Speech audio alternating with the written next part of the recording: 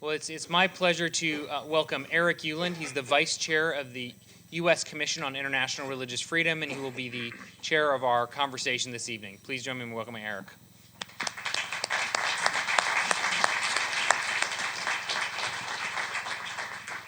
Well, thank you all very much. And I got to tell you, this has been an incredible day, I think, for all of us. We've heard inspiring stories, challenging stories, really deep and profound and meaningful stories, as well as sharing information with each other and thinking anew about how to deal with the significant issue of international religious freedom through all sorts of lenses. Now, our responsibility is to see whether or not we can put that all into geopolitical context with our guest, the 70th Secretary of State for the United States, Mike Pompeo. Please join me in welcoming him. Thank you, sir, for being here. Not only is he the secretary, former secretary, he was also my boss. So hopefully these questions won't be too hard, and I can get a passing grade for our time together. Absolutely. You were a blessing to be working alongside me, Eric. Well, thank you very much, sir. I appreciate that. Before we get started, though, obviously, for those of you who've been tracking on X during the course of the day, there's been some significant political news in the United States. And so I wanted to take a moment and talk to somebody who's actually been on the ballot 4 times for general election as well as 4 primary elections to discuss a little bit your perspective and your take on what's gone on here in the past 24 hours in the United States. Oh, goodness. Yeah, by the way, I was 4-0. And then I retired from the political ring. First of all, you and I were both in Milwaukee last week, and I frankly think a lot of things contributed to the decision today. But I think the unity that came out of that for our party was being starkly contrasted with the disarray on their side and trying to figure out what the heck they were going to do with a candidate that clearly wasn't up to running a full-on campaign and almost certainly not up to being president for the next 4 years as well. And so they were up against it. And so you saw it today. By the way, an odd announcement, right? Still haven't seen him come out. Right. Looks like it was an auto-penned. I mean, it's a very odd. It's such a momentous thing for the nation. I don't mean this remotely politically. I am fully supporting President Trump. I hope President Trump is successful for the world who's watching this political process unfold, to have this gentleman who's been on the political stage for now almost 5 decades, who is widely known throughout the world to world leaders in the business community, in the political community, who was the party's nominee and routed, essentially excluded all the others. That is, was very successful running a primary campaign for several months when there were others thinking about it.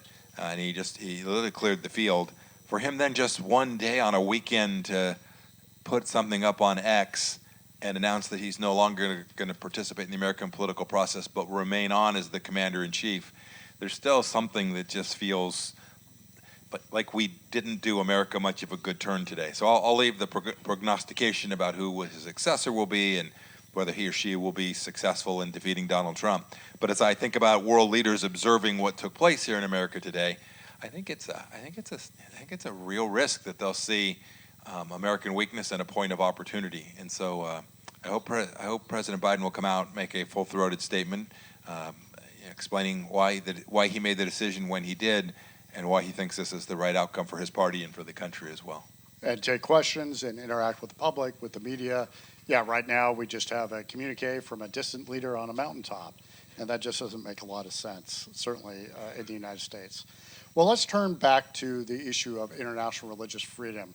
As we've heard today and as we've discussed together over the past several years, we all know Secretary Pompeo was an innovator in this regard. He was a significant leader in crystallizing the focus of United States foreign policy on a variety of matters, including most importantly and prominently the issue of international religious freedom. Both Ambassador Brownback at the time, Katrina Lantos Sweat, Nathan Sales, who was here earlier today, all sorts of folks took that charge from the Secretary and drove ahead very aggressively with a variety of initiatives that have taken fruit, including today's Earth Summit here in Asia. So let's kick off with kind of fundamental context-setting questions, Mr. Secretary. Why is it that international religious freedom should be a major topic of discussion in a region, Asia, with no end of important things to think about, from trade to potential wars to international relations, including significant regional challenges a little bit further to the west? Even on the human rights front, Mr. Secretary, there are many number of rights we could be talking about today. Why religious freedom, and why religious freedom here? Eric, I think that's the perfect place to start. First of all, Karina, thank you for the kind words today. I appreciate it. It is deeply telling, I think, and gets to the beginning of this, which is you have Katrina and Sam, two different political parties, two different political thought processes and how government ought to operate, but each believers deeply in the criticality of international religious freedom. And I think that's telling. This is not about, certainly not partisan in the United States, but it's not political as political parties flourish and fail across the world. This is something that is intrinsic to human dignity. And I think if you said, Mike, why did it matter to you? I think it mattered to me both as an evangelical Christian. It mattered to me. I wanted to be able to practice my faith in my country, and I wanted the same for every human being around the world. But one level beneath that, which would be, it is also indecent for governments to deny that capacity, that fundamental right, the thing that is at the very core of who we are as human beings to anyone. Another level down, it is undoubtedly the case that for America, we are better off, far better off, when there are more nations that are religiously tolerant. We have an obligation to get it right in America. We don't always do that either. There were many days that I've observed American government deny religious freedom to its own citizens. It breaks my heart and reminds me that I will be accused of being a hypocrite as I move around the global stage, demanding that other nations be better about their religious freedom, the capacity for belief, or the choice to not believe in countries around the world. But when we collectively get this right, I hearken back to the Universal Declaration of Human Rights, right, to this seminal moment in international history, where this central idea was expounded in a way that I think people know intrinsically, intuitively, but was expounded in a way then successively nations have either done well by it, many signed up, some executed it well, some did so only as a facade, but most of the nations who got that right made their country stronger and more prosperous. I think I can't prove causation, but I can absolutely prove correlation between nations that are more religiously free, more religiously tolerant, and their long-term existence, their long-term capacity to create successful lives as those human beings defined it for their own people. So thank you very much, Secretary. We are, as we all know, here in Asia, and we have examples of regimes and countries that have not thought through properly the best role of religious freedom in their nations. We know the stories about China, North Korea that we've heard today, other repressive regimes. Could you address a little bit the threat that these countries' stances towards human rights and religious freedom really pose to regional and global security? Oh my goodness! Look, those two are particularly egregious examples here in Asia. Right, these are some of the most fundamentally indecent governments that have ever trod the face of the earth. I pray for the 25 million, 26 million North Koreans that are oppressed. I pray for the 1.3 billion Chinese citizens who are oppressed. These governments, these communist dictatorships, these authoritarian regimes do an enormous disservice to their own people in many respects, not the least of which is denying churches the capacity to let those people practice their faith. Eric, you remember we had many run-ins with some religious institutions, including the Pope himself, who was unhappy because I wrote a critique of the decision that the Catholic Church made about allowing the Chinese Communist Party to determine who the Catholic leadership would be inside of China. In fact, as my son reminded me the other day, we were talking, and he said, "Yeah, I remember the day you came to Italy. The Pope was out like combing his hair or something, right?" Right. Happened to me too. Yeah, exactly. Yeah. Was unavailable. I don't fault. Fair enough. That's a core critique, but the core problem isn't the Catholic Church. The core problem is with the Chinese Communist Party and its leadership. And those are particularly egregious examples. But having said that, here we are today in Japan. I worry about it as well, just like I worry about my own country, that during COVID, allowed bars to be open but closed churches. Like, if it's dangerous, it's dangerous. And if it's not, it shouldn't be. And if people want to practice their faith, they should find a way to do that. I watched that sometimes governments find scapegoats, right? They find some answer, and they find it in someone who's using their political power to prohibit a church in their country. And I worry that Japan, as one of the handful of truly critical partners for the United States, that will be absolutely central at preserving freedom in the world. If we're going to be able to confront the Chinese Communist Party, it does not happen without a successful, prosperous, free Japan. So I hope Japan gets religious freedom right here at home as well. It's not easy sometimes for political leaders. I totally get it. But it is the moral thing to do. It is absolutely the right thing to do every day. And so, if you lose an election because you stood for religious freedom, it seems like a pretty damn good reason to go down to me. And so I stare at the threat from the Chinese Communist Party, North Korea, and Iran, and look how these folks, and add Russia to that, you look how these folks are now trampling religious freedom around the world, and you can see that is almost always accompanied by a massive security threat as well. These are revanchist regimes that are trying to expand their footprint, trying to create hegemony for themselves at the expense not only of their own people, but of the world. Well put, Secretary. This morning, Katrina talked a little bit about how in the late 1980s, early 1990s, we had a lot of optimism about the expansion of human rights around the world. Francis Fukuyama's End of History book kind of encapsulated that. During that period of optimism, the U.S. Commission on International Religious Freedom actually came into existence about 25 years ago. But now, over the past decade, 15 years, we've seen a real reversal. I'm wondering if you talk a little bit about trends that you've observed, and because you dug deep on religious freedom and had us dig deep on religious freedom, kind of where are points of optimism or things we should be thinking about here in terms of this movement over the next decade or so? Goodness, Eric, let me start with what I think the downside piece of this is. So some of this is definitely governments and repressiveness, right? Think of what's taking place in Nigeria. Think of what we all saw and we all worked so hard on in northern Iraq, where Christians were persecuted. We know what's happened in Western China to the Uyghurs. So that is government oppression.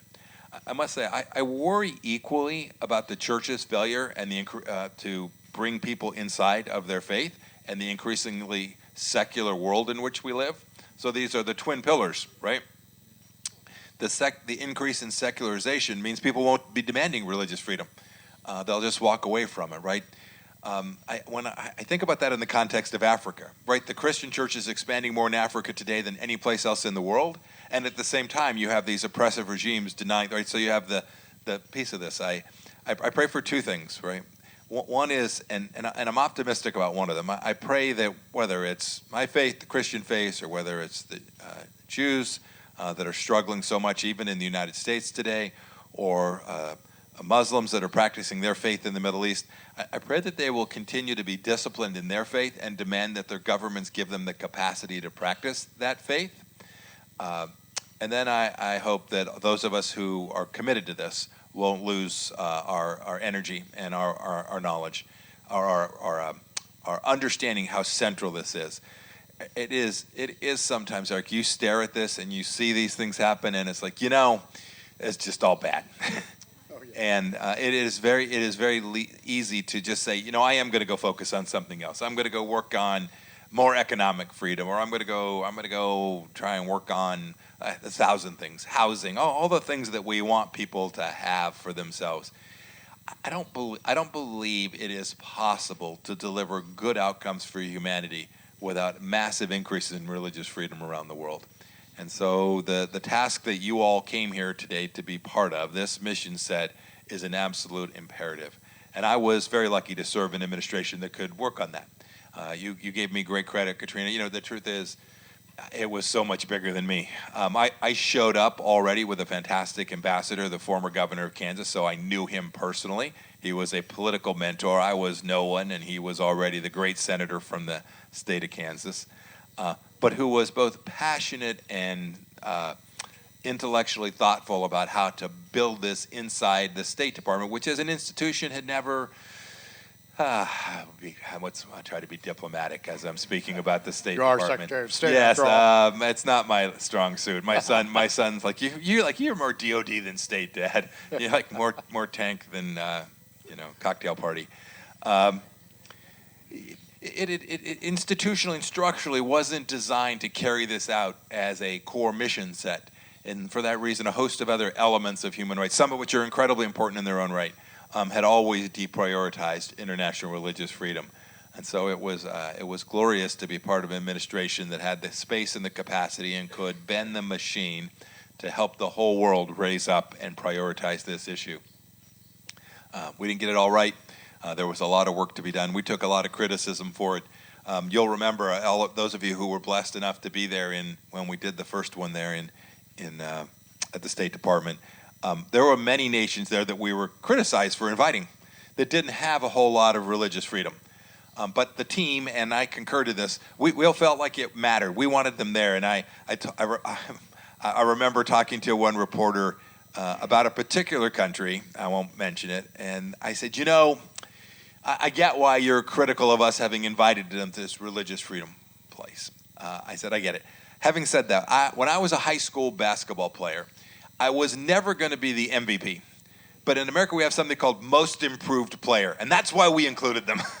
because it feels to me very much like they are on the right trajectory. And I want them to be around fellow believers in religious freedom. I want them to see the great things that happen, whether it's Catholics or Jews or Baha'i or whoever it may be. I want them to be around. I want them to be in fellowship with those people who are focused on delivering this.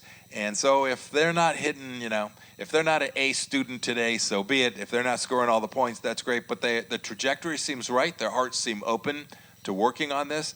And that's what I hope. I hope the work that we all do will continue to press the case. We will raise the ceiling. And sometimes it'll be from a ceiling that's pretty darn low. Right. But good things often come in small measure. And sometimes, as you saw in the American political process today, it's not going to happen. It's not going to happen. I'm not leaving. I'm not going. I'm not going to do that. I'm not going to grant religious freedom. And then it happens. The moment happens. And we can pray in each of those countries it will. So you've talked a lot today here about prayer and faith. And as a politician, if you could, talk a little bit about how you blended and continue to blend your evangelical perspective with executing good public policy. Some politicians struggle with that. Some politicians are terribly caricatured as a result of that. How did you find the best balance in Congress, in the executive branch, in how you live your life today? Oh, goodness. For me, we took on some water on this issue as well. I'll never forget the day. Some of you will remember Attorney General Barr gave a remarkable speech at Notre Dame University talking about this issue. By pure coincidence, and no one at the New York Times believed this, by pure coincidence, I spent that day in Nashville, Tennessee, talking to a group of 5,000 Christian counselors as a Secretary of State. You can only imagine what the New York Times wrote the next day about how they've lost their minds, they forgot the Constitution, and he's Catholic, I'm Protestant, but these are Christian believers trying to create a Christian America. Which, so there's a little bit of truth to that, right? We wanted to go back to its founding, to the central Judeo-Christian ideas that built this great framework for our nation. So we were guilty of that much. For me, it's inseparable. It is impossible for me to separate who I am as a believer from my role in government. I completely get my role in the government. My role in government is not to create a Christian nation, but a nation that is armed with its capacity to practice faith, to practice any faith, and the Constitution directs it. So I get that, but I never knew how to walk away from it. So I was open about who I was, and it came through in many ways. At the CIA, I built the Chaplains Corps. So our military has a Chaplains Corps. Chaplains of all faiths minister to people of all faiths in the United States military. They're an important part of counseling for our soldiers, our servicemen, our sailors. The CIA didn't have anything like that, and I thought, that's a gap. Want to go build it? So we borrowed a couple. We didn't have any money. We borrowed a couple chaplains from the retired Army Chaplains Corps and Navy Chaplains Corps, and we built it. It's still there today. So it remains as something that has expanded the capacity for folks who are working in the American intelligence community to practice their faiths. A good thing, a small thing in many ways, but wouldn't have probably happened without my personal understanding of who I was. The last thing I would urge those of you who are in civil roles or government roles is that it's true. You'll probably get critiqued for being faithful to who you are, but 2 moments in my time remind me that it's simply the right thing to do. There was a speech that I gave in Cairo. President Obama had given a speech in Cairo in 2010 that I called, and I think it became famous for being called the Apology Tour, where he talked about America as a force for bad in the world, and it always annoyed me. And so I decided I was going to go give a different speech in Cairo, and I was Secretary of State, so I could do that.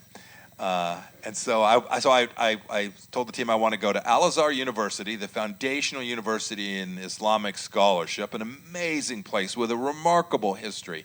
And I wanted to go there, and I wanted to tell the story about how America and American faith had been a force for good in the world. So I, as I often did, wrote the first draft of the speech, and the first sentence was, "I'm Mike Pompeo, I'm an evangelical Christian." Goes down, the speech writing team comes back, you can imagine that line is gone, nowhere. So I put it back in, comes back the second time, it's gone again, and I bring the team up. Here's what's interesting. So it stayed in because I could. By the way, my senior speechwriter, a fellow named David Willsall, you'd know David. David's a great Christian man. It was not David, for sure. In any event, I gave a speech, and to this day, I probably have gotten more comments on that line than any other speech I gave in 2.5 years as Secretary of State. Literally, and it was almost all Muslim audience. What they found was, and I think this gets to your point, they appreciated that they then knew who I was. They knew how I thought about the world. They knew how I thought about human dignity. There was going to be no doubt about that. And their line often was, we are very disciplined in our faith. And we were happy to see that you were someone disciplined in yours, even though it is different. We share an Abrahamic tradition, but nonetheless, you were willing. You came to Cairo, and you told us who you were, and it made it so much more. We were so much more effective at dealing with you and your team because we knew how you all were thinking about the world. And so, when I think about religious freedom, I think it is incredibly important that we're all decent about that and acknowledging who we are. And so in my role in government, it was pretty straightforward for me. I didn't talk about it every day. That was probably the only speech where I opened with that line. But nonetheless, there was no hiding it because it would have been improper. It would have been fraudulent. It would have been denying others to help understand how I hoped our administration were going to think about not only helping the American people, but those with whom we were interacting around the world. Well, thank you for that, Secretary. Another great story. I would get these lines which, the Washington Post would say, oh, he's a Christian zeal or whatever. And then there was a line where the headline of the article was, Mike Pompeo, America's evangelical diplomat. And the article just trashed me. And I remember reading that thinking, not bad. Yeah, exactly. Like if that's on your tombstone, it's a go. Like you made right. it. Yeah, that's a great headline. Yes, Can't beat but that. just read the headline. Do not read the article. Yeah, exactly. That's the way it is in the real world for most of us. We're lucky to have the Secretary here, and I want to make sure everybody has a chance, or as many people as we can, to ask questions. So if you don't mind, I don't mind at all. Good. Let's start looking for some hands and taking some cues for some A's. Anybody? Let's start with you, sir.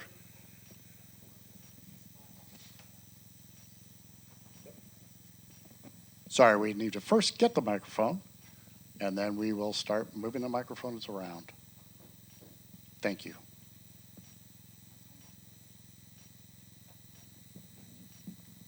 Please give us your name and your affiliation. Thank you so much. My name is Ogasawara, and I am a member of Family Federation, so-called the Unification Church.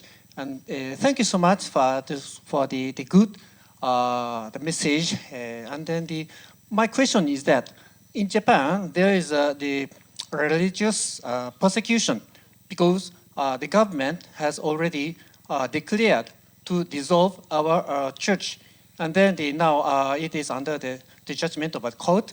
But there was no chance for us for the saying the opinion or there's no interview by the government, and also there is no the publishment. Media never hear about our opinion. So in this case, the government is now going to stop our faith, and then we have no way just to wait for the conclusion.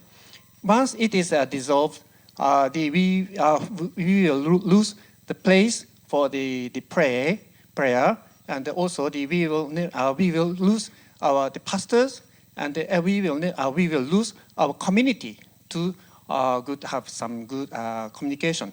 So, sir, Members. your question to the Secretary. Sorry, thank you. So I wish to know the opinion for that kinds of issue in Japan.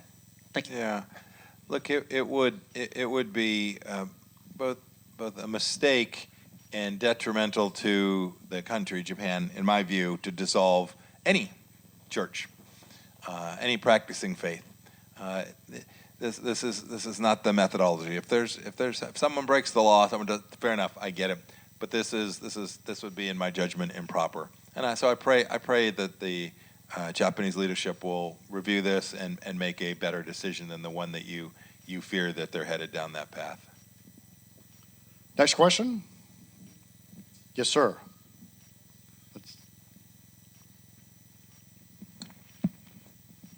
My name is Mughal. I am a journalist in Japan, originally from Pakistan, living more than 40 years. My question is that most of the religious purpose is to teach high moral education and ethics, and elevate to create the dignified personality. But somehow that lackness of moral and ethics education in the religion, the peoples are going to be destroy the world and making wars. I want to know how you can implement the high moral education and ethics to the all religion. If they get high level of religion, I think all people will get problem solved. That's my question, please. Boy, I don't have a magic wand. I don't know the answer, but I do think I think two things. One, I think people need to make sure they demand this. Not just those of us who are here, but broadly speaking, they need to demand that their governments elevate, that they raise themselves up. It's not easy to do, and there will be many places it will be impossible or nearly impossible. It doesn't mean the struggle is not worthy. My second thought is those of us who are blessed to be in nations that are more free, with more religious freedom, have a responsibility to try and identify places where there are gaps. I'll give you an example from my time as Secretary of State. It became very clear that the Russian government was using the Orthodox Church in a way that was fundamentally inconsistent with anything I knew about the Orthodox Church or Christianity. They had politicized it. They had taken the leadership in Moscow and they were using it as a political tool to implement their objectives in Ukraine. The Orthodox Church was divided on what to do. The Ukrainian leadership of the Orthodox Church wanted to be out from under the jackboot of Patriarch Kirill in Moscow. And the State Department, United States State Department, had every reason just to do nothing and say, not our problem, this is religious choice inside the Orthodox Church. And we chose not to do that. We chose to actually, when His All Holiness Bartholomew granted autocephaly to the Ukrainian Church to allow it to out from under Moscow, we put out a statement and said, no, this is the right thing. So there are also things governments can do to reward those who are depoliticizing churches. I don't want the church in. I'm a Presbyterian from Wichita, Kansas. I don't want the governor of Kansas or the mayor of Wichita to have a darn thing to do with how we profess our faith at our church on 13th Street, right? And so when we see governments doing that, those of us who are in places where we can have an impact can help increase the likelihood that there's greater tolerance and greater religious freedom. I don't know how we elevate it. In each of our faiths, we just have to pray that it gets better and that the higher calling will appeal to more ears. Let's go to the back here, and then we'll come back up to the front. This young lady here in the middle.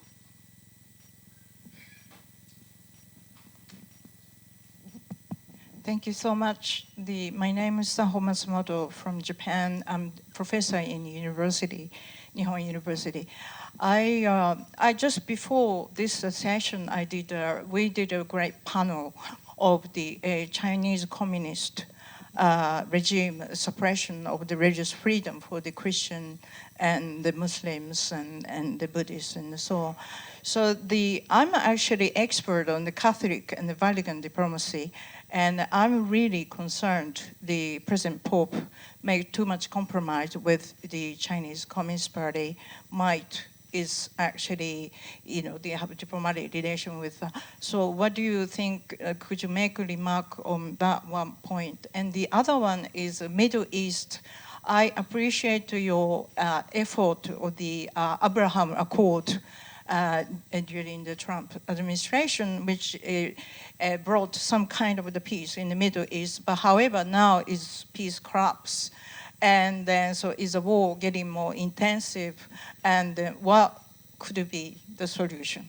Thank you very much.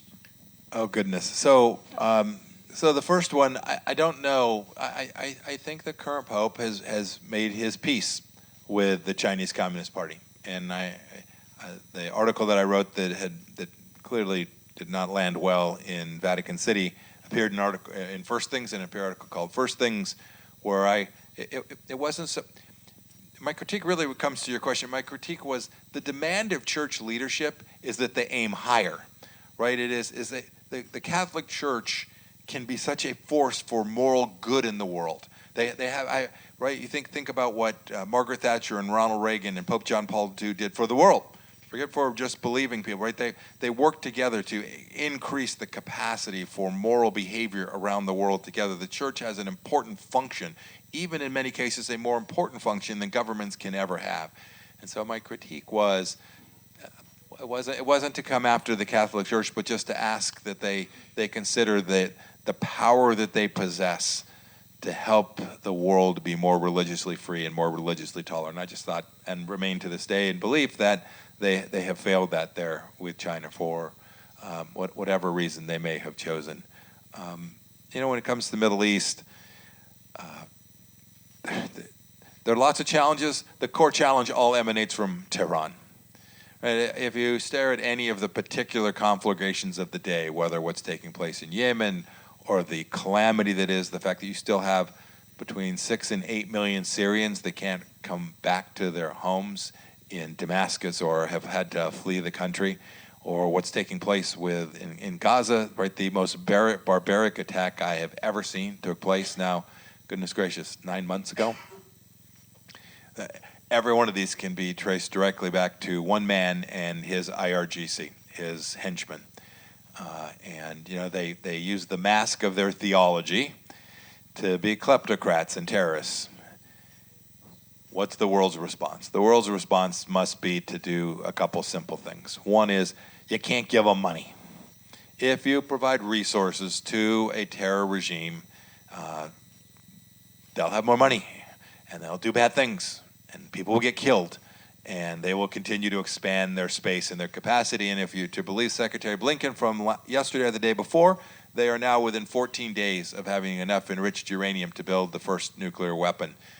That was, pick a number, that was 9 to 12 months just 3.5 years ago. But they've had money. They've had the ability to go do research, do testing, all the things one does with resources. So you have to starve that beast. Second, you can't walk away from the democracy in that space. A place where Arabs can practice their Christian faith if they're Christian, or Arabs can practice their Muslim faith if they are Muslim Arabs, or Christians can practice their faith as well. The most religiously free place in all of the Middle East. And when you do those two things, when you identify the problem in Iran and you recognize Israel as the rightful homeland of the Jewish people, then the Gulf Arab states can do precisely what you saw in the Abraham Accords. They can find the place that says we are going to recognize Israel's right to exist, and in exchange for that we will benefit from that relationship, and they too then can begin to become more open in their own countries as well.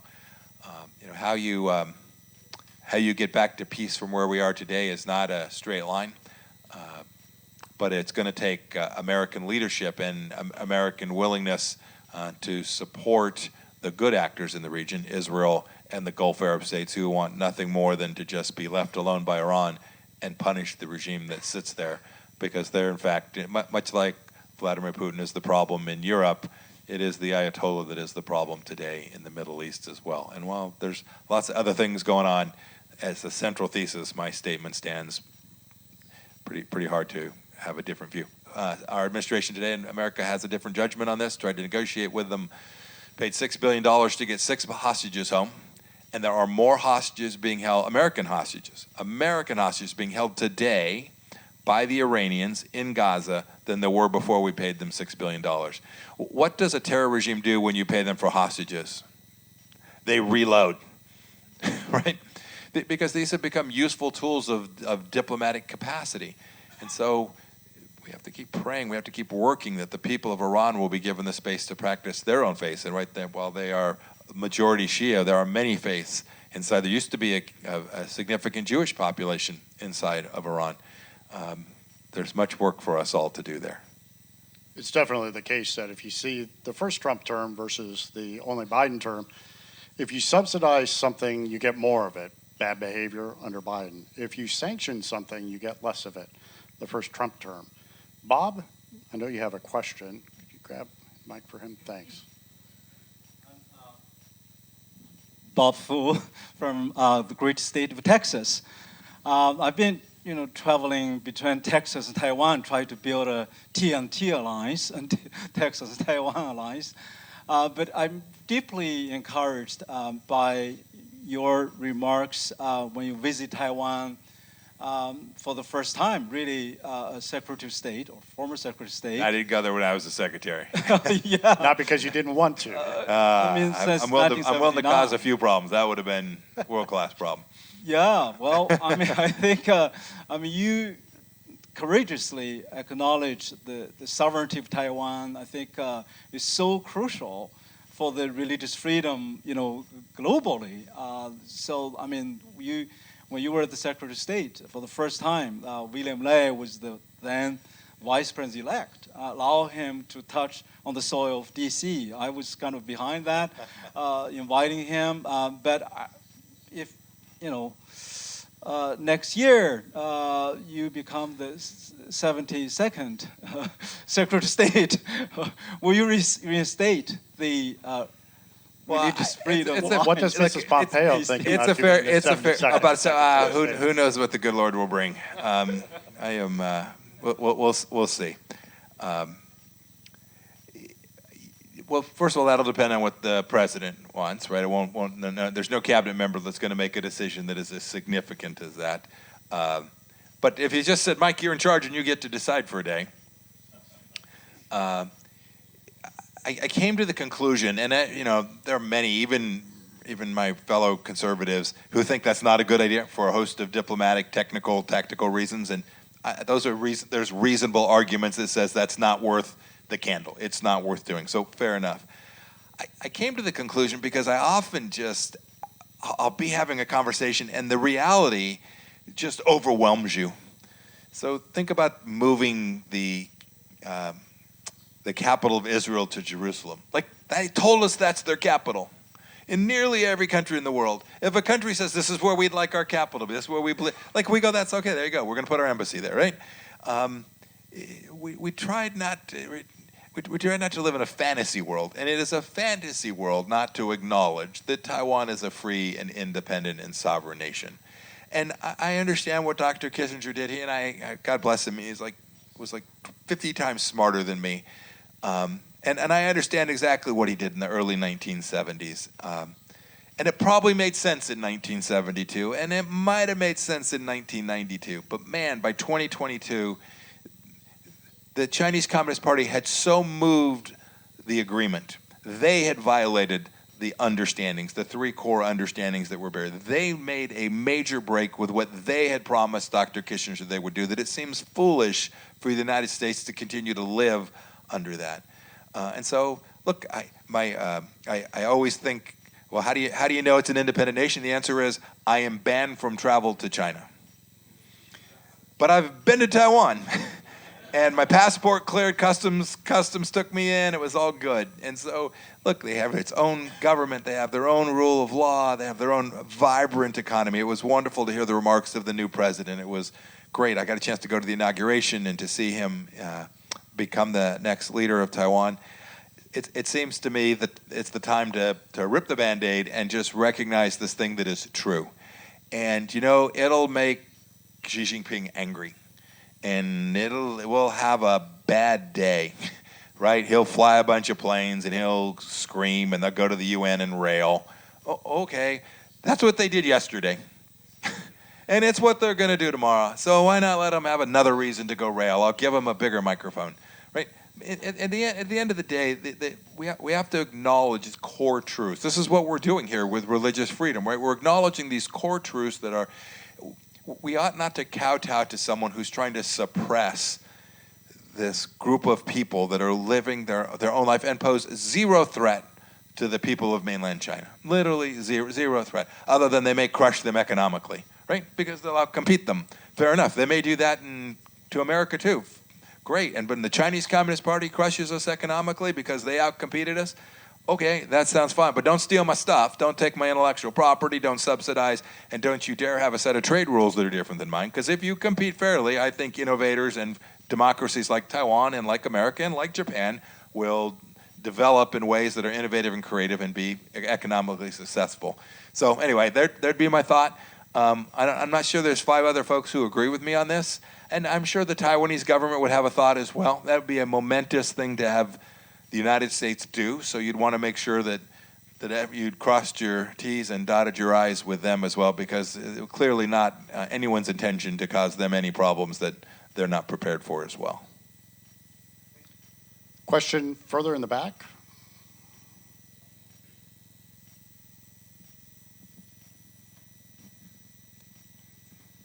That's not much further back.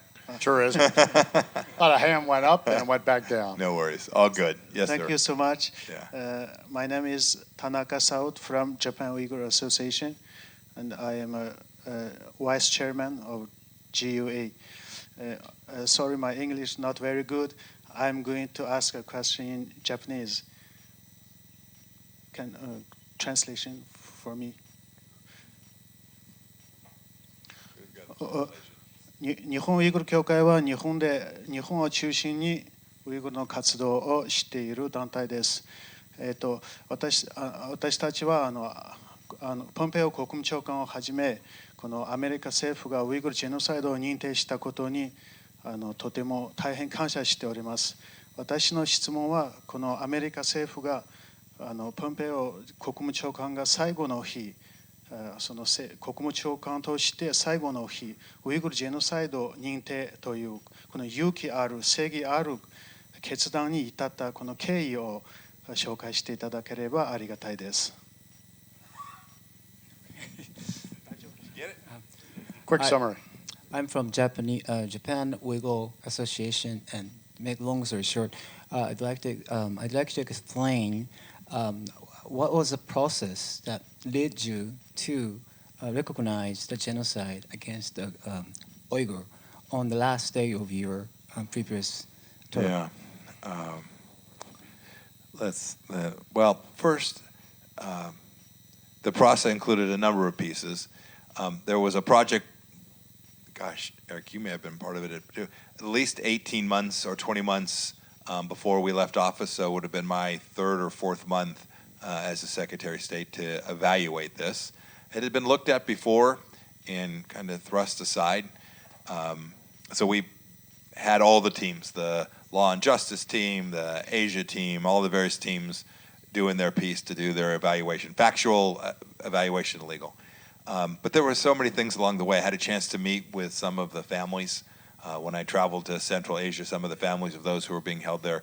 Probably one of the 2 most moving moments of my time as Secretary of State, to meet with these families and to hear their horror stories about what had happened to them and to their families. It was also fit well within what Ambassador Brownback and his team were trying to do as well. So it all began to come together. There is then a reasonable question that says, why did it take you 1,000 days, 999 to be exact, days, to get to that answer. And the answer is very clear. There was lots of hot debate inside the State Department. I got a stack of memos about this long from various groups, and there were maybe 6 different memos, 6 different judgments about how we ought to proceed. In the end, Sam and his team, and then a couple of others, and my judgment that we had the basis for this is a significant thing, where we don't just willy-nilly declare genocide at the State Department. And so, until November of the year prior, I thought I might have another 4 years to work on it, and then we got fired and managed to close it out. It was the right thing to do, and one of the things that I am very happy about is when Secretary Blinken was moving through his confirmation process, he concurred. It would have, frankly, I admire him for that. It would have been pretty easy for him, because while I don't know for sure, I am confident that his State Department suggested to him that he not do that, and he chose to do the correct, both factually and legally and moral right thing to confirm that this is indeed a genocide that is taking place there. And so it has been now consistent U.S. policy for coming on, I guess, 4 years now, and it's a great thing. I regret, sadly, that the life of the people who are sitting in those camps in Western China is no better today than it was the day we made that declaration. I was always mindful that it's one thing to sign a document declaring genocide. It's important. It's a moral statement coming from the United States. It's good. It is completely irrelevant to someone who is suffering under the jackboot of the Chinese Communist Party there. It doesn't change how they are treated on any given day. It doesn't change how their families suffer as well. And so while I'm happy that we made the declaration, I remain brokenhearted that we've not improved the way that China treats those citizens inside of their own country, and that religious freedom there today is worse than it was the day that I signed that document. Thank you. Ben?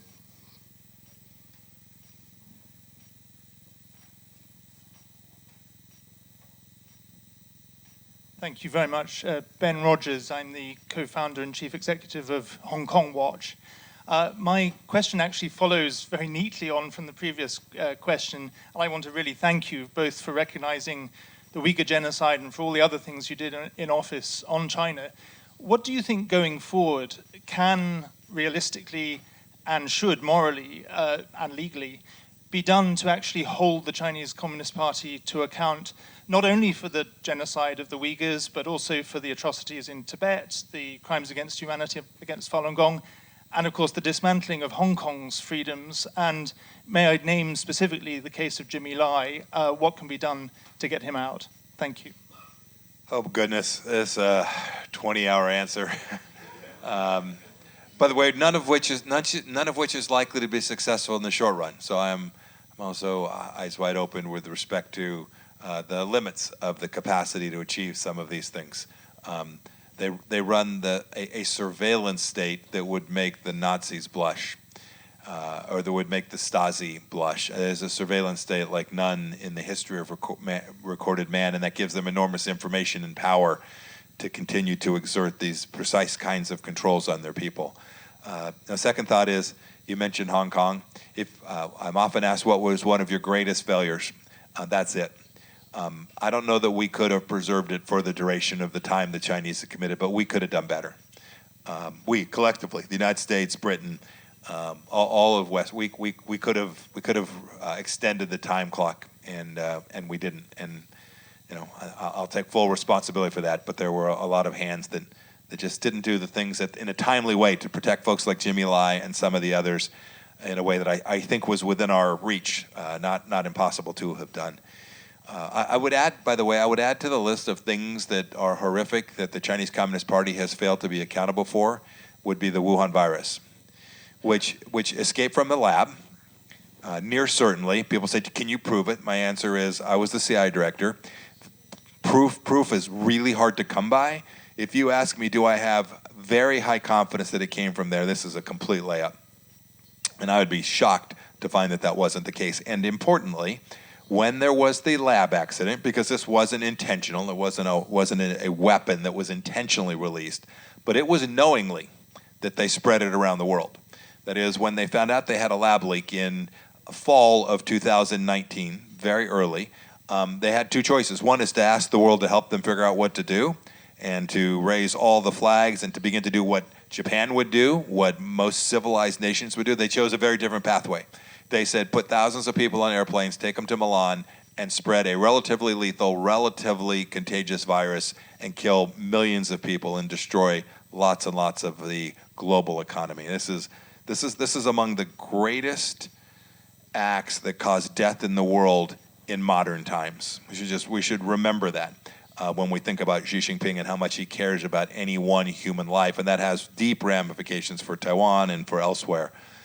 What are the tools? So for the United States, I'll speak as someone who represented an America First foreign policy.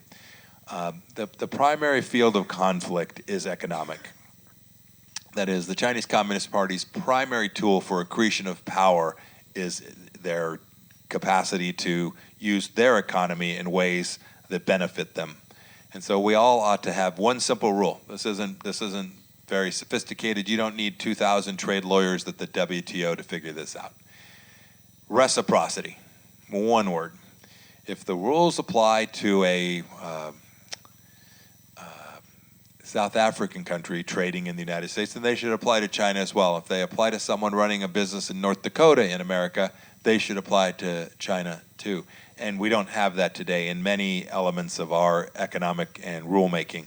So the whole world ought to adopt that core theory, which says we should treat China as a sovereign nation, just like we treat all of our other partners, instead of granting them a massive, massive set of preferential tools, including most favored nation rules at the WTO that make no sense, as they're still considered an evolving economy, a developing economy, which is just not true. It doesn't reflect reality.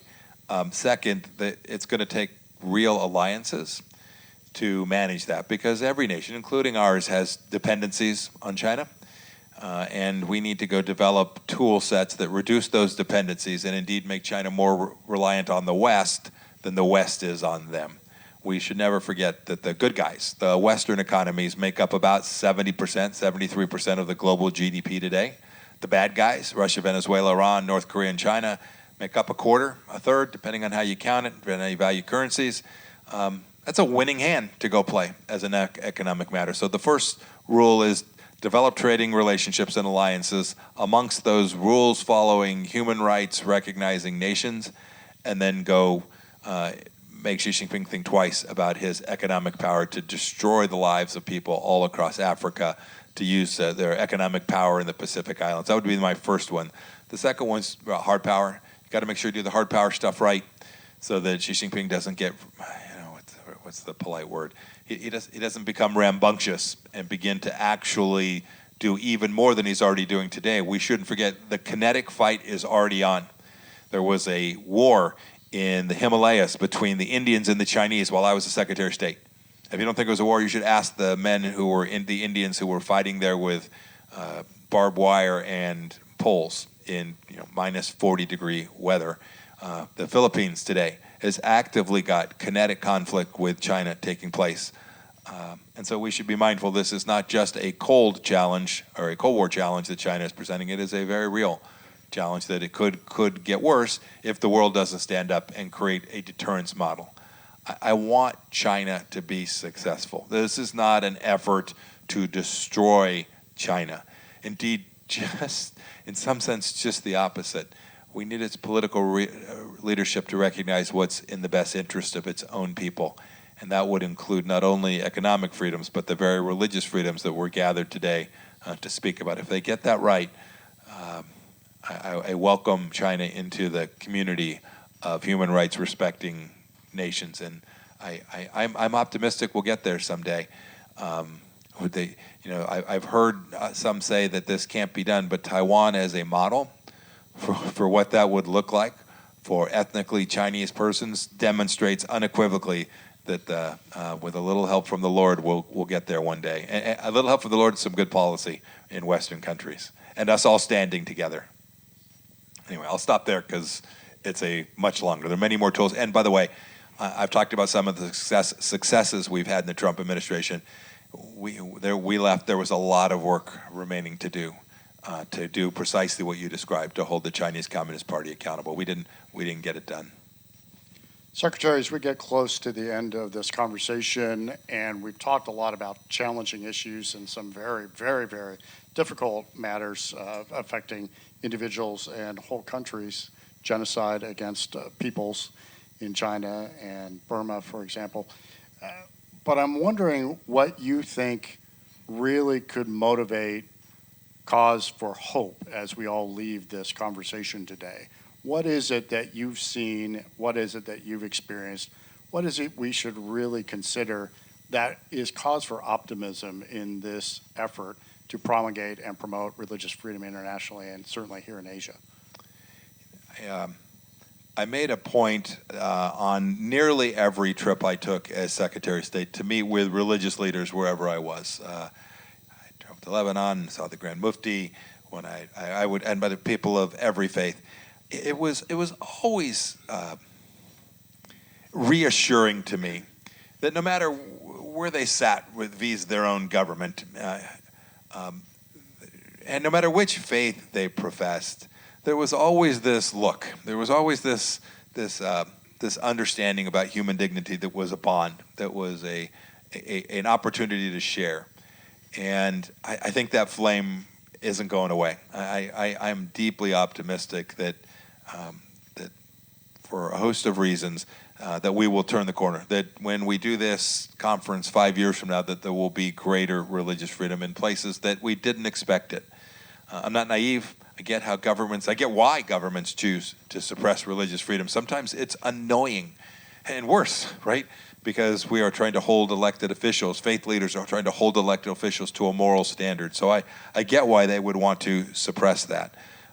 But I am, and maybe it's my Christian faith that reminds me that there is something bigger than each of us. There's something an awful lot bigger than any one of our governments, including my own, that is deeper and more important. And in the end, I believe it will prevail. I would encourage you all to stay at this because I could see it when I traveled to some of the darkest corners of the world.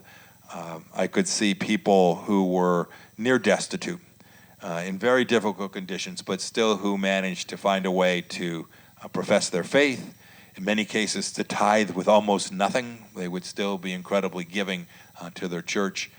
These are the things that spark my hope and keep me joyous in my heart, and I pray that it will do the same for each of you. Thanks, Eric, for giving me the chance. Thank you, Sam, for allowing me to be here as well. And thanks to the International Religious Freedom Groups for all that you do all across the world for so many people that you touch and you often don't even know that you're touching. I pray that every country, the one that we're sitting in and all the others, will enhance their religious freedom in the days and weeks and years ahead of us all. Thank you all very, very much.